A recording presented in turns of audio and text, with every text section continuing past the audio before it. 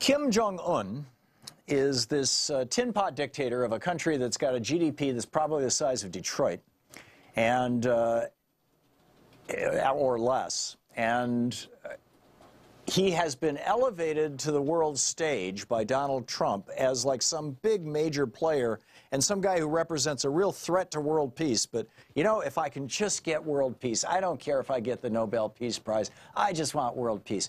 Kim Jong-un has nothing to do with world peace. Let's just be upfront about this. He represents a threat to nobody except arguably South Korea, and South Korea has worked this out with him. And our media is not talking about this. And it's really important stuff. And this ties into Korea, the whole Korean situation. It ties into Iran. It ties into Israel and Syria and all this stuff that's going on. We'll get to all that stuff. And frankly, even to, you know, to everything that's going on internationally. But let me just nail this down for you. Let me explain what I'm talking about. There's this meme in the Koreas around USB drives, flash drives. It is when North Koreans and South Koreans get together, or when it's possible for South Koreans to smuggle things into North Korea. The most common thing that's smuggled into North Korea are thumb drives, USB drives. And it makes the North Koreans crazy. They hate it. And what's brought in on these USB drives is typically Western music, South Korean music, you know, pop culture stuff, TV shows, news reports, you know, just generally subversive stuff from the point of view of the North. And when they catch people with these things, they execute them or they send them to the prisons where they've got hundreds of thousands of prisoners right now in North Korea. So when President Moon of South Korea met with Kim Jong-un, the dictator of North Korea, back a week or so ago, a couple of weeks ago, in the DMZ, he gave him a USB drive. But which is in and of itself pretty amazing, because that's like a major crime from the point of view of the North Koreans, to receive a USB drive from a South Korean. So Moon gives Kim a USB drive. And on that USB drive that Kim has, we now know, and this was just published yesterday in the Guardian, but the copy, actually the story I have in front of me right now is from the Business Insider, businessinsider.com. That on that USB drive is a map. It's titled, it's actually an ebook and a presentation, and it's all in Korean, and it's titled A New Economic Map for the Korean Peninsula. And quoting from this article by, no, it doesn't have a byline, but it's from businessinsider.com. The map is a blueprint for economic cooperation between North and South Korea.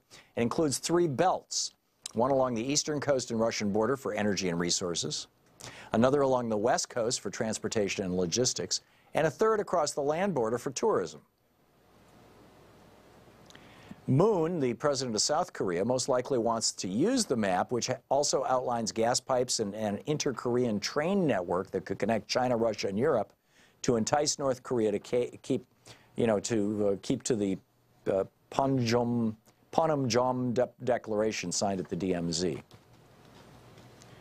The USB makes the case to Kim, there is really another path for you, says John Delury, a North Korea expert at Yonsei University. Delury told Axios that the flash drive would send a message to Kim, we're serious about working with you, and we think that your real ambition is to be a wealthy East Asian country. So just like Richard Nixon, it was against the law in 1972 for American companies to import goods manufactured in China, because it was a communist country. But Richard Nixon changed that, and now we've got, you know, a $300 billion a year trade deficit with China, and their slave labor is making most of our stuff. What Moon and Trump are proposing in North Korea is that North Korea do the same thing China has. That Kim becomes the, you know, the dictator, Kim Jong-un, becomes the next Deng Xiaoping, the guy who liberalized trade, you know, in China, who created all these state-run enterprises and things like this. This, by the way, is exactly what happened in 1965 when General Park staged a military coup in South Korea. At that point in time, South Korea had a GDP and a per capita income that was similar to that of Kenya, around $700 per person per year.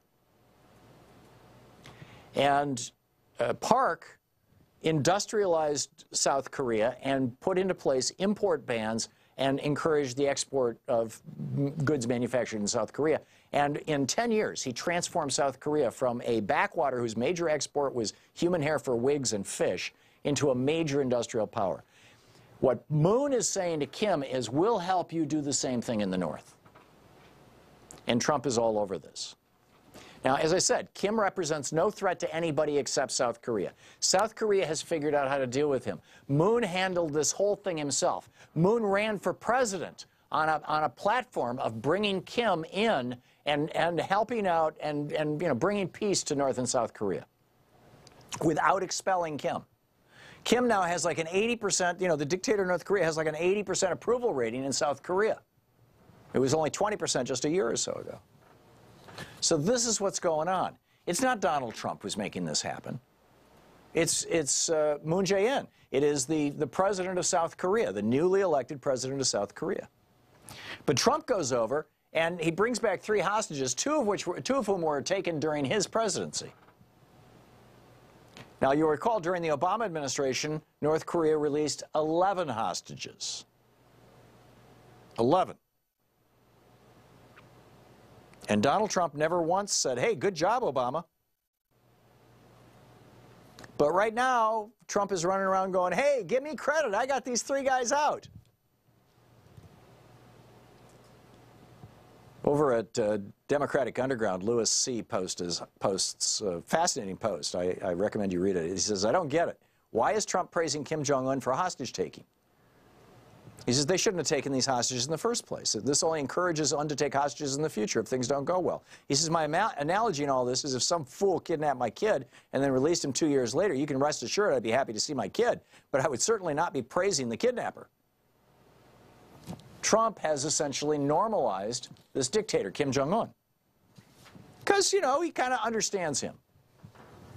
Meanwhile, while we're spending all this time and attention on a part of the world that represents basically no threat to us at all, except that if North Korea industrializes the way that Moon is suggesting, there'll be another manufacturing center for American companies that want to export U.S. labor and import goods now made in North Korea, right? That's what's going to happen. But in the meantime, you've got a war going on in Syria. Now, Iran is an ally of Syria and of Russia. And Russia has their Mediterranean deepwater port in Syria. And so they're interested in protecting that country and the guy who runs it, Bashar al-Assad. Iran has location. They've got 11, I believe, locations around Syria. Now, Syria is really consequential to Israel because it's Israel's northern border. And the Golan Heights, which is where a lot of conflict is happening right now, were seized by Israel, and I believe it was the Six-Day War. It was one of those conflicts. Used to be part of Syria. Syria wants it back. It's considered occupied territory. But, it looks down over both Israel and Syria, so it's strategically really important. So I don't think Israel's ever going to give it up. But what happened was once we backed out of the whole Iran deal, the day after, yesterday, Israel launched a major attack on Syria. Now, they're saying this is in response to Syria, or to an attack on Iranian positions in Syria. And they're saying, well, the Iranians fired these rockets into the Golan Heights, where we are. And we're not going to put up with that.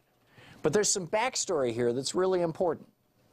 Kurt Eichenwald is tweeting about this. You can read it over on his Twitter feed. He says, in 1985, Ronald Reagan considered it so important to get a moderate government in Iran that Reagan dealt with 3 people he considered potential allies. One of them, who met with National Security Advisor Robert McFarlane, was Hassan Rouhani.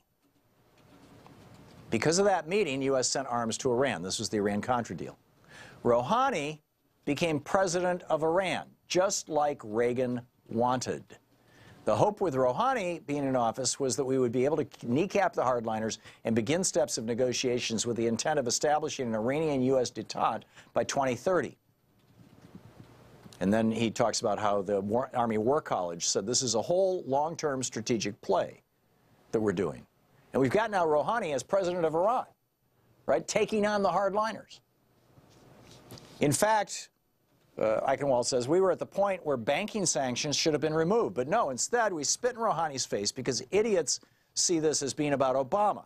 So now the Iranian hardliners, the ones we wanted out, are celebrating because this critically undermined Rouhani, making his position less stable, what Trump did, blowing up the Iran deal. Hardliners are now proclaiming that they were right, that the U.S. would never keep an agreement. They just could never understand that we wouldn't keep the agreement because Republicans get their national security knowledge not from the Army War College, not from the Naval War College, not from international think tanks, intelligence services, or allies. No, they get their intelligence information, their security knowledge, from the entertainers at Fox News. We are a country of abysmal stupidity where people don't read and get all their information from TV and internet blogs, but proclaim themselves brilliant at every topic. The possibility of a détente with Iran went down the toilet today. This was day before yesterday. No Iranian leader will ever take the risk of striking a deal with the United States again. Rouhani might fall unless smarter nations in Western Europe, as well as the Russians and China, can salvage the damage from I would say, Trump's vast, aching stupidity. Either way, we have lost a key lever in the Middle East because the Republicans refuse to play the long game, but instead go for tonight's ratings on Fox News. Spot on, Kurt Eichenwald. So while we're ignoring a real problem in a part of the world that could lead to World War III, the Middle East, and we're disengaging with Rouhani, our ally in Iran, and slapping him in the face, Trump is doing this just to suck up to the Fox News pundits. And, of course, because Obama cut the deal. At the same time this is happening, we're putting all this effort in North Korea, which is going to produce basically nothing for us.